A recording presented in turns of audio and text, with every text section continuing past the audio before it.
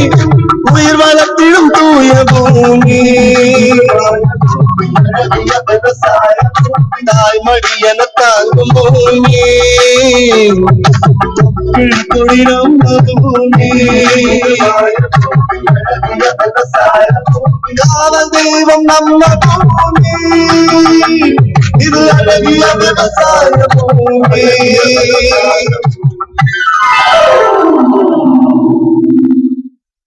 வணக்கம் வேளாண்மையாளர்களே, இந்திய வேளாண் அமைச்சகமும் கோயம்புத்தூர் தொலைக்காட்சி நிலையம் இணைந்து வழங்கும் சிறுவட்ட ஒளிபரப்பு வேளாண் நிகழ்ச்சிக்கு உங்களை அன்போடு வரவேற்கிறோம்.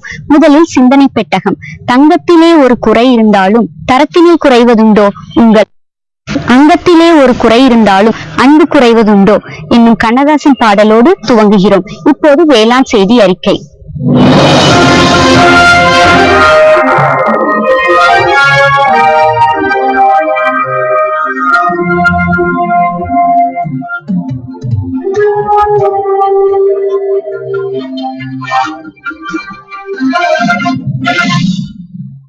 வணக்கம் வேளாண்மையாளர்களின் சிறுவட்ட ஒளிபரப்பு செய்தி அறிக்கைக்கு உங்களை அன்போடு வரவேற்கிறோம். ஏராளமான செய்திகள், தகவல்கள், நிகழ்வுகள், இவற்றோடு நான் ரதி. முதலில் தலைப்புச் செய்திகள். வருடம் முழுவதும் பழம், முகமது அப்துல்லா கூறுகிறார். வருடம் முழுவதும் காய், எம் சுப்பிரமணியம் கூறுகிறார். இனி விரிவான செய்தி அறிக்கை. பழங்கள் பருவகால சாகுபடிக்கு உட்பட்டவை என்று கூறலாம். சீசனல் ஃப்ரூட்ஸ் என்று கூறுவதற்கேற்ப ஒவ்வொரு பழமும் ஒவ்வொரு பழ வகைக்கு பெயர் பெற்றது. பப்பாளி மட்டும் சிறப்பானது. என்ன சிறப்பு? வருடம் முழுவதும் காய்க்கும், வருடம் முழுவதும் பழுக்கும், வருடம் முழுவதும் சாகுபடி செய்யலாம், வருடம் முழுவதும் வருமானம் பெறலாம் என்பது வேளாண்மையாளர்களுக்கு மகிழ்ச்சியான செய்திகளே.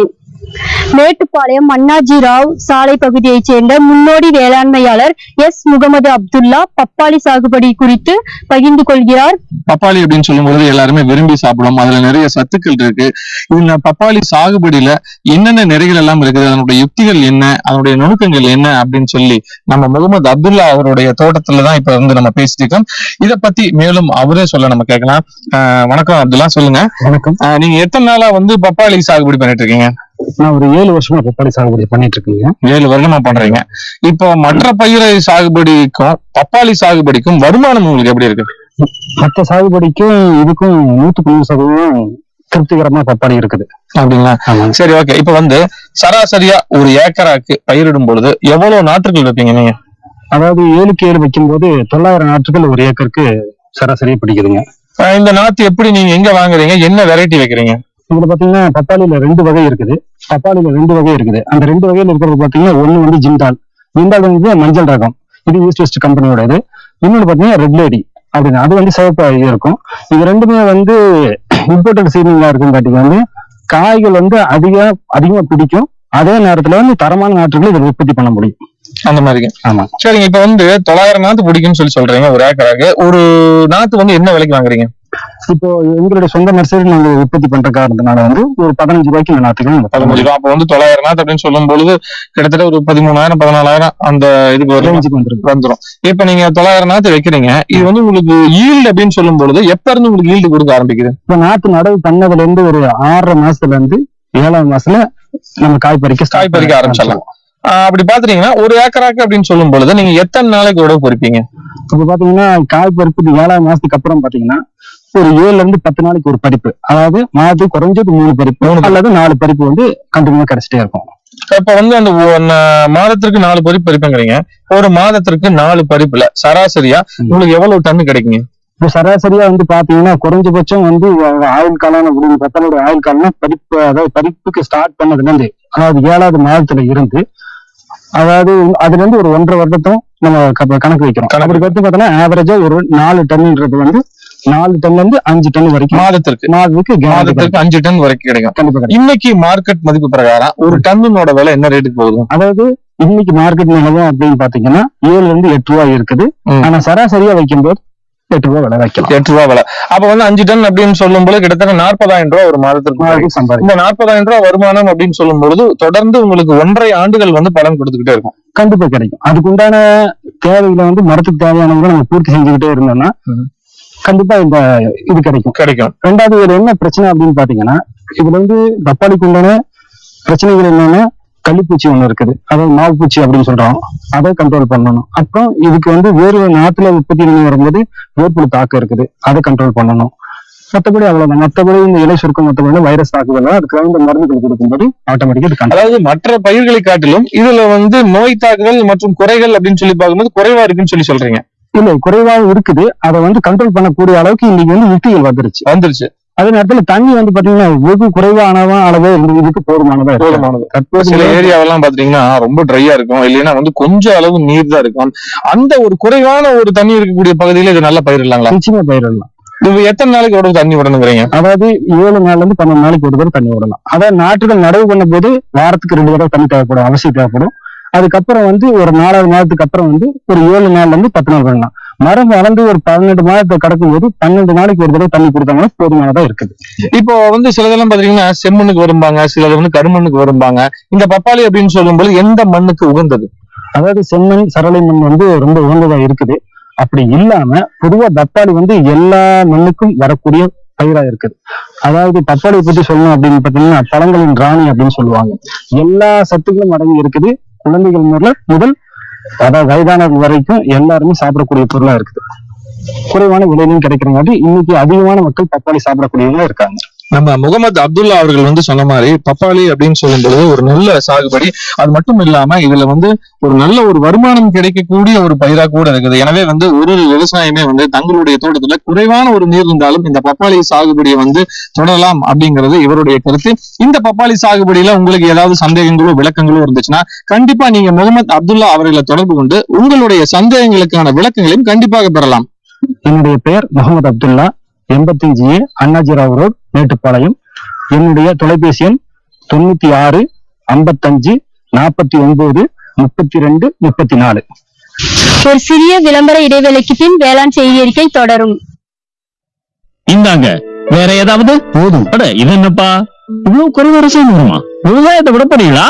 விவசாயத்தை இல்ல, அறியாமைய விடுறேன். மண் பரிசோதனை செஞ்சேன். இனிமே என்ன எத்தனை அவசியமோ அத்தனை உரம் தான் நிலத்துல போடுவேன். ஆனா விவசாய சகோதரர்களே, இன்று உங்கள் மாவட்டத்தின் அருகில் உள்ள மண் பரிசோதனை கூடத்தில் உங்கள் மண்ணை பரிசோதனைகள். மண் சத்து, ஈரப்பதம், செடி வளர்ச்சியை சரிபார்த்து அவசியத்திற்கு ஏற்றவாறு மட்டுமே சத்துக்களை போடுங்கள்.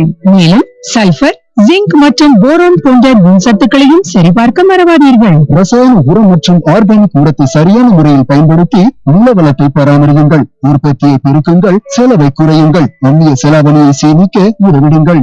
கூடவே மெதுவான வேகத்தில் நைட்ரஜனை அளிக்கும் உரங்கள், அதாவது வேம்பு தடவிய யூரியா போன்றவற்றை பயன்படுத்துங்கள். யூரியாவை இலைகளின் மேல் தெளியுங்கள். ஆஹா, நீ நிஜமாவே புத்திசாலி ஆயிட்டப்பா. மேலும் விவரங்களுக்கு தொடர்பு கொள்ளவும் மாவட்ட வேளாண் அதிகாரி அல்லது விவசாயி கால் சென்டரை. வேளாண் செய்தி அறிக்கை தொடர்கிறது. பச்சை மிளகாய் தென்னிந்திய உணவின் முக்கிய அங்கம் பச்சை தங்கம். பச்சை மிளகாய் காரமில்லாத உணவு வகை என்பது ருசியற்றது, சுவையற்றது, மனமற்றது, உற்சாகமற்றது என்று சொல்லும் அளவுக்கு நம் உணவில் முக்கிய இடம் பிடித்திருப்பது பச்சை மிளகாய். உணவில் மட்டுமா வேளாண்மையாளர்களே, வருமானத்திலும் முக்கிய பங்கு வகிக்கிறது. கோவை மல்லி வயல் செம்மேடு பகுதி குளத்தடி தோட்டம் முன்னோடி விவசாயி எம் சுப்பிரமணியம் தோட்டத்தில் காற்றை நிறைக்கிறது பச்சை மிளகாய் வாசனை. வாருங்கள் பச்சை மிளகாய் பெருமையை கேட்கலாம். கோயம்புத்தூருக்கு பக்கத்துல செம்மேடு அப்படிங்கிற ஒரு கிராமத்துல தான் பேசிட்டு இருக்கோம். இங்க வந்து பாத்தீங்கன்னா சுப்பிரமணியம் அவருடைய தோட்டத்துல வந்து மிளகாய் சாகுபடி பண்ணிருக்காரு. அந்த மிளகாய் சாகுபடி பற்றிய நம்ம விளக்கங்களையும் சந்தேகங்களையும் இப்ப நம்ம கேட்க போறோம். சொல்லுங்க சுப்பிரமணியம், உங்களுடைய தோட்டத்துல வந்து மிளகாய் சாகுபடி பண்ணிருக்கீங்க. எத்தனை ஏக்கரால் பண்ணிருக்கீங்க? 6 ஏக்கரா. 6 ஏக்கரால் பண்ணிருக்கீங்க. இப்போ 1/2 ஏக்கராக்கு அப்படின்னு சொல்லும் பொழுது உங்களுக்கு எவ்வளவு நாட்டு பிடிக்குங்க? 4000 நாத்து வருது. 4000. அப்ப வந்து 1 ஏக்கராக்கு அப்படின்னு சொல்லும் பொழுது சுமாரா வந்து ஒரு 8000 நாத்து வருது. 8000 நாத்து பிடிக்குதுங்க.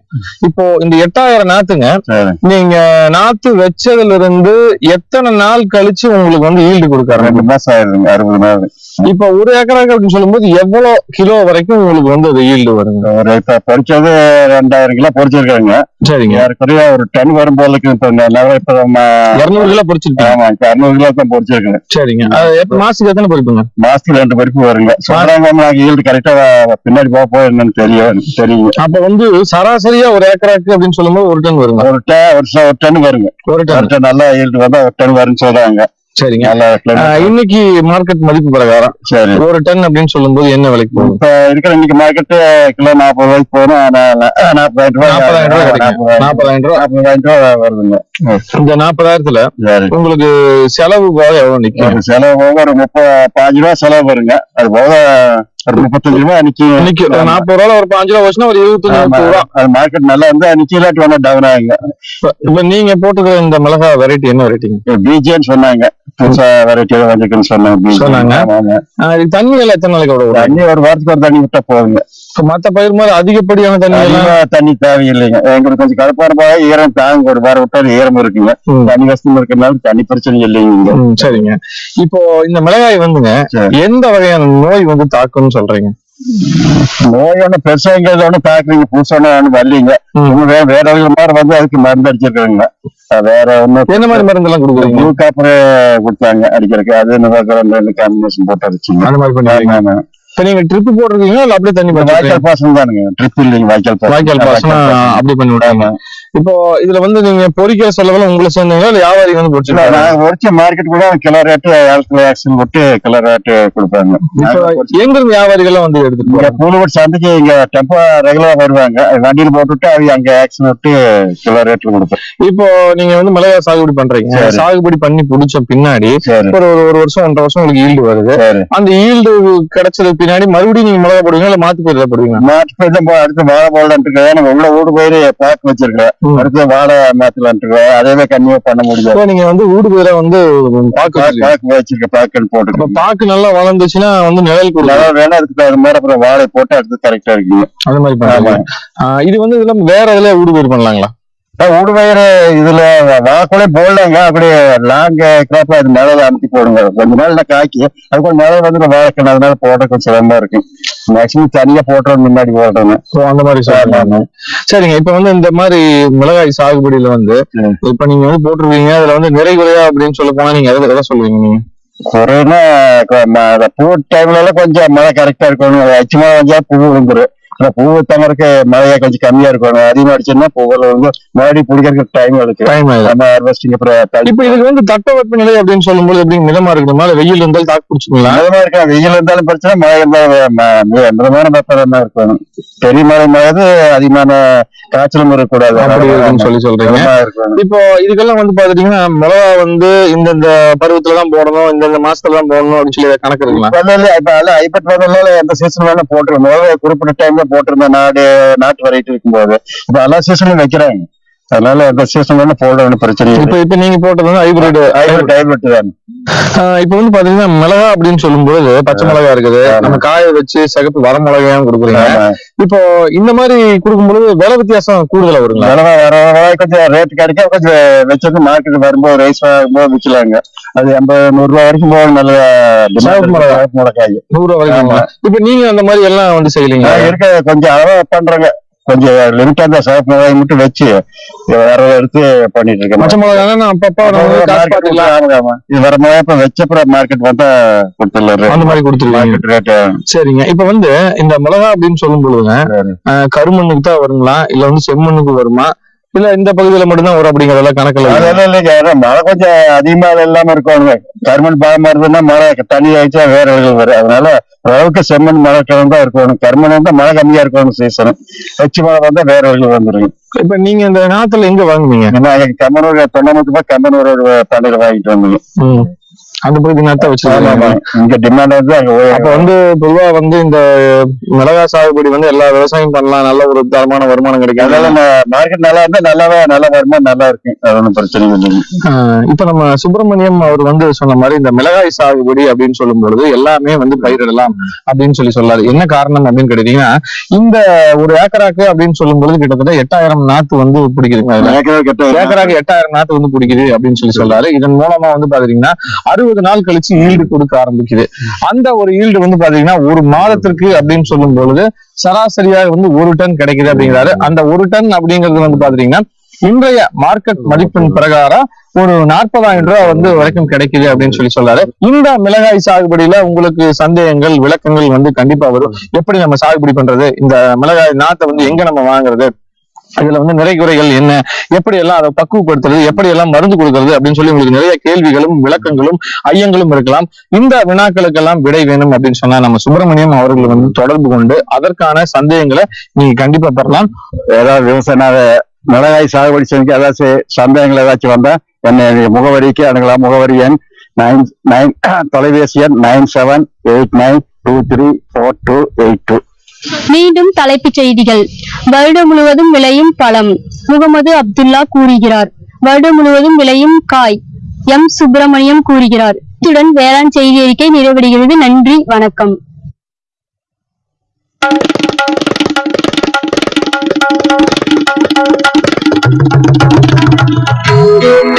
அத்தே, நான் ஸ்கூலுக்கு போயிட்டு வரேன் படிக்க. ஸ்கூலுக்கா? கல்யாணம் கட்டிட்டு வரச்ச என்னவா சொன்ன படிச்சிருக்கானுட்டு? அட அத்தை, நான் ஃபார்ம் ஸ்கூலுக்கு போறேன். விவசாயத்துல புதுசான விஷயங்களை கத்துக்க நீங்களும் வாங்க அத்தை. ஃபார்ம் ஸ்கூல் இங்கு நிலத்தில் பயிர் உற்பத்தியை பெருக்குவதற்கான அனைத்து முறைகளும் விவசாயிகளுக்கு சொல்லித் தரப்படுகின்றன. அதாவது மண்ணிற்கு உகந்த சரியான உரம், தரமான விதை மற்றும் தேவைக்கு ஏற்ப பூச்சிக்கொல்லி போன்றவை. அதனால குறைஞ்ச செலவுல அதிக லாபம்.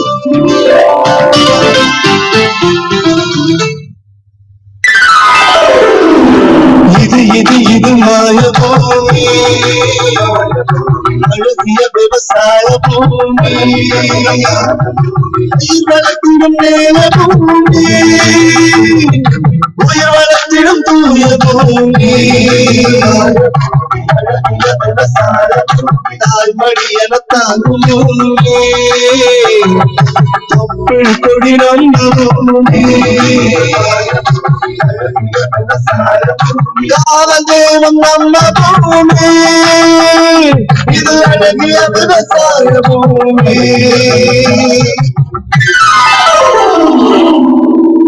பொள்ளாச்சிக்கு பக்கத்துல ஜமீன் காளியாபுரம் அப்படிங்கிற ஒரு கிராமத்துல கிருத்தியாவுடைய தக்காளி தோட்டத்துல இருந்து நம்ம பேசிட்டு இருக்கோம். அவங்க வந்து ஒரு இளம் விவசாயி அப்படின்னு கூட சொல்லலாம். இன்னைக்கு எல்லாருமே வந்து படிச்சு முடிச்சுட்டு வந்து விவசாய தொழில்கள் வரணும் அப்படிங்கறதுக்கு இவங்க ஒரு முன் உதாரணம், ஒரு முன்னோடி அப்படின்னு கூட சொல்லலாம். சொல்லுங்க கிருத்தியா, இப்ப வந்து தக்காளி வந்து நீங்க உங்க தோட்டத்துல போட்டுக்கிறீங்க. இது என்னுடைய தக்காளி வந்து எத்தனை நாத்து போடணும்? நீங்க வந்து இது எத்தனை ஏக்கரை போட்டிருக்கீங்க? நாங்க இது ஒரு 1/2 ஏக்கரா போட்டிருக்கோம். அதுக்கு வந்து 3 பாக்கெட் விதை போட்டு 25 நாள் வந்து நாத்து பாத்தியில விட்டுருக்கணும். அது 25 நாளைக்கு அப்புறம் வந்து தண்ணி விட்டு பார்ல நெட்டணும். அதுக்கு வந்து 2.5 அடி பார் ஓட்டணும். அப்புறம் ஒரு 6 அடிக்கு ஒரு குச்சி நட்டி அப்புறம் அது 1 வாரம் கழிச்சு அதை வந்து தக்காளி நாத்து வந்த உடனே களை வெட்டணும். அதுக்கப்புறம் வந்து ஒரு 15 நாள் கழிச்சு வளம் போடணும். பொட்டாசும் யூரியாவும் போடணும். அதுக்கப்புறம் ஒரு 25 நாள் 30 நாள் வான உடனே குச்சி நட்டு கம்பி இழுத்து இது சரடு போட்டு அதை கட்டிடுவோம். அப்புறம் 45 நாள் கழிச்சு காய் வரும். இப்போ நீங்க தான் வந்து காட்டெல்லாம் பராமரிக்கலாம். நீங்க அம்மாவும் சேர்ந்து இந்த விவசாயம் பண்றீங்களா? நான், அம்மா, அப்பா 3 பேரும் சேர்ந்து பண்றோம்.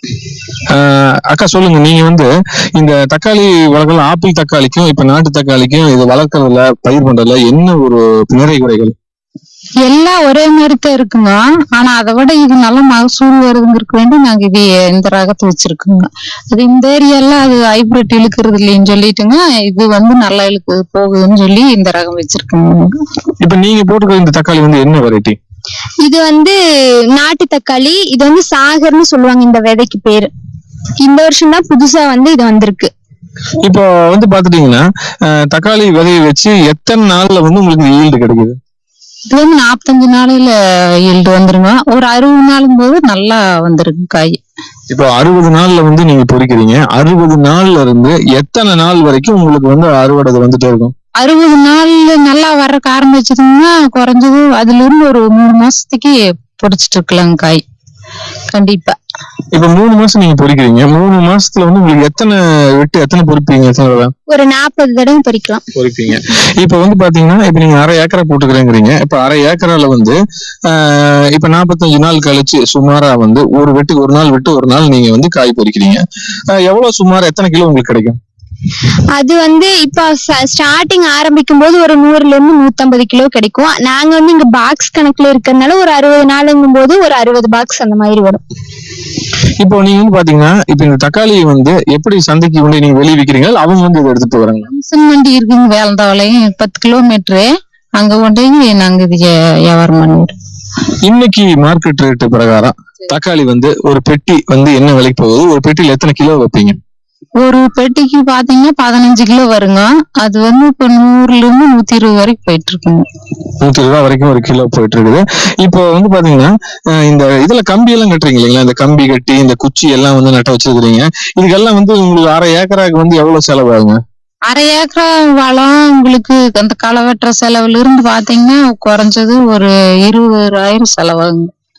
ஆனா வந்து அந்த 20,000 செலவு ஆனாலுமே அது வந்து உங்களுக்கு அப்படியே ஃபுல்லாவே கண்டினியூ இருந்துகிட்டே இருக்கும் லைஃப் லாங்கா. கண்டிப்பா இருந்துட்டே இருக்குங்க. உங்களுக்கு 3 மாசம் நம்ம 40 பொறுப்பு பொறிக்கும் போதுன்னா ஒரு 75,000 ரூபாய் கிடைக்கும். அதுல 20,000 செலவாயிட்டாலும் பாக்கி நம்மளுக்கு லாபம். அதாவது நீங்க வந்து 1/2 ஏக்கரால வந்து நீங்க 20,000 ரூபாய் இன்வெஸ்ட்மெண்ட் பண்ணாலும் ஒரு 3 மாசத்துல வந்து 75,000 கிடைக்கும். 20,000 ரூபாய் 20,000 செலவாக ஒரு 40 ரூபாயில இருந்து 50 ரூபாய் வரைக்கும் மிச்சமாகுறீங்க. இப்ப இதுல வந்து பாத்தீங்கன்னா என்னென்ன மருந்துகள் எல்லாம் இதுக்கு கொடுக்குறீங்க? இதுக்கு மருந்துகள்லாம் வந்து ஒரு ஏதாவது பூச்சி அந்த மாதிரி ஏதாவது இருந்தா எண்டாசெல்பான்னு சொல்லி ஒரு மருந்து இருக்கு. அதை வந்து ஒரு 25ல இருந்து 30 மில்லி ஒரு டேங்க் ஊத்தி அடிச்சா போதும். சரிங்க. இப்ப வந்து ஆப்பிள் தக்காளி எல்லாம் வந்து கொடியில எல்லாம் வந்து வச்சு வளர்த்துறாங்க. இப்ப இது வந்து நீங்க வந்து டைரக்டா நிலத்துல போட்டு வச்சிருக்கீங்க, இதுக்கு பந்தல் கட்டி விட்டுருக்கீங்க, இல்ல குச்சி எல்லாம் நட்ட வச்சிருக்கீங்க. அதுக்கு இதுக்கு என்ன வித்தியாசம் நினைக்கிறீங்க? ஆப்பிள் தக்காளிங்க வந்து அது முன்னாடி நல்லா வந்து அதை பத்தி மக்கள் வந்து நிறைய இது பண்ணிட்டு இருந்தாங்க. இப்ப யாருமே அதை வந்து விரும்புறது இல்ல. அதனால எல்லாருமே வந்து இப்ப இந்த நாட்டு தக்காளி தான் விரும்புறாங்க. அதனால நாங்களும் அதுக்கு தகுந்த மாதிரி எங்களை நாங்க மாத்திக்கிட்டீங்க. இப்போ நீங்க வந்து படிச்சு முடிச்சதுக்கு அப்புறம் வந்து விவசாயத்துறையில வந்து நம்மளும் வந்து விவசாயத்தை வளம்படுத்தணும் அப்படின்னு சொல்லி இதுல இறங்கி இருக்கீங்க. நீங்க இதுல வந்து மேலும் வந்து இந்த தக்காளி ஆகட்டும் இன்னும் வேற ஏதாவது புதுசா செய்யணும் அப்படின்னு நீங்க நினைக்கிறீங்களா? ஆமா, கண்டிப்பா. இப்ப வந்து முன்னாடி வந்து இந்த ஆப்பிள் தக்காளி முடிஞ்சு இப்ப இது வந்திருக்குன்னா இதுக்கு மேல இன்னும் எது எல்லாம் நல்லதா இருக்கோ அதெல்லாம் நாங்க வந்து இது பண்ணி இன்னும் நல்லா பண்றோம். அக்கா, பொதுவா பாத்துட்டீங்க அப்படின்னா தண்ணி சௌரியம் அப்படிங்கிறது எந்த ஒரு விவசாயத்துக்குமே முக்கியம், முதுகெலும்பு அப்படின்னு கூட சொல்லலாம். தக்காளியை பொறுத்த வரைக்கும் உங்களுக்கு தண்ணி எப்படி தேவைப்படுது? எத்தனை நாளைக்கு கூட தண்ணி பாய்க்கிறீங்க? தக்காளி பொறுத்த அளவுக்கு வாரத்துல ஒருக்கு கண்டிப்பா தண்ணி பாய்ச்சிருவோங்க. என்ன மழை காலத்துலதான் கொஞ்சம் சிரமமா இருக்குங்க. அந்த மழையை நம்ம அட்ஜஸ்ட் பண்ணி அந்த எல்லாமே பண்ணிக்கலாங்க. இப்போ இதுக்கு வந்து பாத்தீங்கன்னா தண்ணி பாய்க்கிறது ட்ரிப்பில் விடுறீங்களா இல்ல டைரக்டா அப்படி பாய்ச்சி விடுறீங்களா? டைரக்டா பாய்ச்சுட்டுருவோம். வாய்க்கால்ல டைரக்டா பாய்ச்சிடுங்க. ஆனா ட்ரிப் போட்டா இன்னும் வந்து கொஞ்சம் சௌரியமா இருக்கும். போட்டா இன்னும் கொஞ்சம் செலவாகுங்க. ஆனா அது பிரச்சனை இல்லைங்க. அது தண்ணி வந்து செலவு கம்மியாகுங்க. தண்ணி கொஞ்சம் சேமிக்கலாங்க ட்ரிப் போட்டா. அது கொஞ்சம் செலவாகுன்னு நாங்க அப்படியே டைரக்டா பாய்ச்சிட்டு இருக்கிறோம்.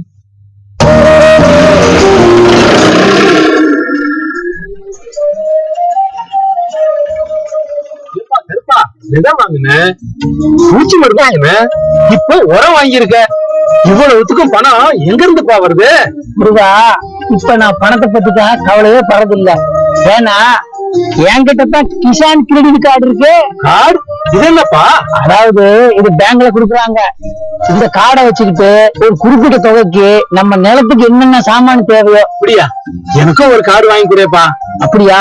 பக்கத்துல இருக்கிற பேங்க்கு போ, கார்டை வாங்கிக்க, நிறைய லாபம் அடைஞ்சிடு. இப்ப பாத்தீங்கன்னா இப்ப 1/2 ஏக்கரால வந்து இப்ப நீங்க போட்டிருக்கீங்க, இப்ப கம்பி எல்லாம் கட்டிக்கிறீங்க, சரடெல்லாம் கட்டிக்கிறீங்க. இது வந்து பாத்தீங்கன்னா எவ்வளவு கம்பி கட்டணும், உங்களுக்கு எவ்வளவு செலவாகுதுங்க இதுக்கெல்லாம்? இது வந்து பாத்தீங்கன்னா 1/2 ஏக்கராவுக்கு 5 கிலோ கம்பி பிடிக்குங்க. அப்போ ஒரு ட்ரிப்பு சரடு கட்டும் போதுங்க அது கம்மியா பிடிக்கும். ஒரு 6 கிலோ 7 கிலோ இருந்தா சரியா இருக்குங்க. 2வது ட்ரிப் கட்டும் போது ஒரு 5 கிலோ சரடு பிடிக்குங்க. 2 ட்ரிப் கட்டிடுவானுங்க. அப்ப வந்து அந்த கம்பிக்கு எதுக்கு செடிக்கு ஒப்பமா நிக்கிங்க. இல்ல இதுக்கெல்லாம் சேர்ந்து சுமாரா எவ்வளவு ஆகுங்க? சுமாரா அதுக்கு வந்துருங்க ஒரு 10 ரூபாயில வந்துருங்க. 10,000 ரூபாய் ஆகுங்க. 10,000 ரூபாய் செலவாகுறீங்க. இதெல்லாமே வந்து ஒரு தடவை செஞ்சுட்டோம்னா போதும், நம்ம அப்படியே வாழ்க்கை பூரா அப்படியே நம்ம கண்டினியூ பண்ணிக்கலாம் அப்படிங்கிறீங்க. இது வந்து ரொம்ப ஒரு சந்தோஷமான விஷயம். அது மட்டும் இல்லாம இன்னைக்கு படிச்சுட்டு இருக்கக்கூடிய ஒரு இளைஞர்கள் மட்டும் இல்லாம இளைஞர்களும் வந்து இந்த மாதிரி ஒரு விவசாயத்துல ஈடுபடணும் அப்படின்னு சொல்லி ரொம்ப ஆர்வத்தோட வந்து எல்லாமே களம் இறங்குவதற்கு கிருத்திகா வந்து ஒரு சாட்சியா சொல்லலாம். ஏன் அப்படின்னு கேட்டீங்கன்னா அவங்க படிச்சு முடிச்சது பின்னாடி அவங்க தோட்டத்துல வந்து நானே வந்து விளைவிக்கணும் அப்படிங்கிற ஒரு முயற்சியில வந்து இந்த தக்காளி பயிர் பண்ணிருக்காங்க. இதை தொடர்ந்து இன்னும் பல விதெல்லாம் வந்து கண்டிப்பா பண்ணணும் அப்படின்னு சொல்லி அவங்க நினைச்சிட்டு இருக்காங்க. அவங்களுக்கு வந்து நம்மளுடைய வாழ்த்துக்கள் சொல்லலாம். அது மட்டும் இல்லாம இந்த தக்காளி வளர்ப்பு இதை பத்தி ஏதாவது வந்து நம்ம நேயர்களுக்கு சந்தேகங்கள் இருந்தா கண்டிப்பா நீங்க அவங்களை தொடர்பு கொள்ளலாம். கிருத்தியா உங்களுடைய போன் நம்பர், உங்களுடைய பெயர், முழு முகவரியுமே எல்லாம் சொல்லிருங்க. ஏன்னா நம்ம பார்த்து கொண்டிருக்கக்கூடிய ஒரு நேயர்களுமே வந்து இதை வந்து பயன்படுற வகையில உங்கள்கிட்ட ஏதாவது கொஸ்டின் கேட்டா கண்டிப்பா நீங்க பதில் சொல்லணும். உங்களுடைய பெயர் மற்றும் முகவரி, செல்போன் நம்பரோட சொல்லிருங்க. என் பேர் வந்து கிருத்திகா. பொள்ளாச்சியில இருந்து மேற்க வந்து ஜமீன் காளியாபுரம் ஒரு ஊர்ல இருக்கோம். என்னோட போன் நம்பர் வந்து 9843715058.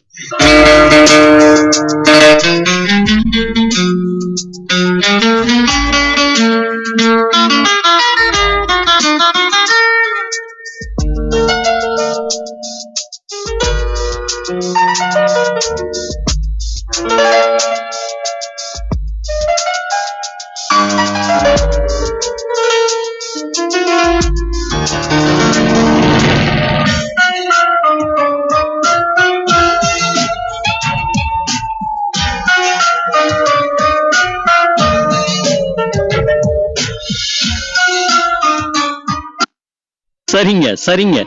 இவ்வளவு நேரம் சிரிச்சு சிரிச்சு யார்கிட்ட பேசிட்டு இருந்தீங்க?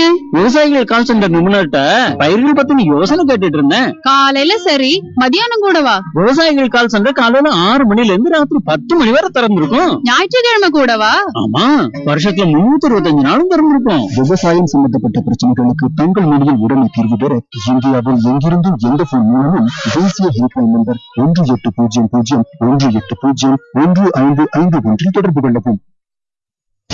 தங்கத்திலே ஒரு குறை இருந்தாலும் தரத்தினில் குறைவதுண்டோ, உங்கள் அங்கத்திலே ஒரு குறை இருந்தாலும் அன்பு குறைவதுண்டோ என்னும் கண்ணதாசன் பாடலோடு விடைபெறுகிறோம். வணக்கம். இது மாய பூமி, அழகிய விவசாய பூமி, வளர்த்திடும் மேய பூமி, உயிர் வளர்த்திடும் தூய பூமி, அழகிய விவசாய பூமி, தாய்மடி என தாங்கும் பூமி, குடிடும் பூமி,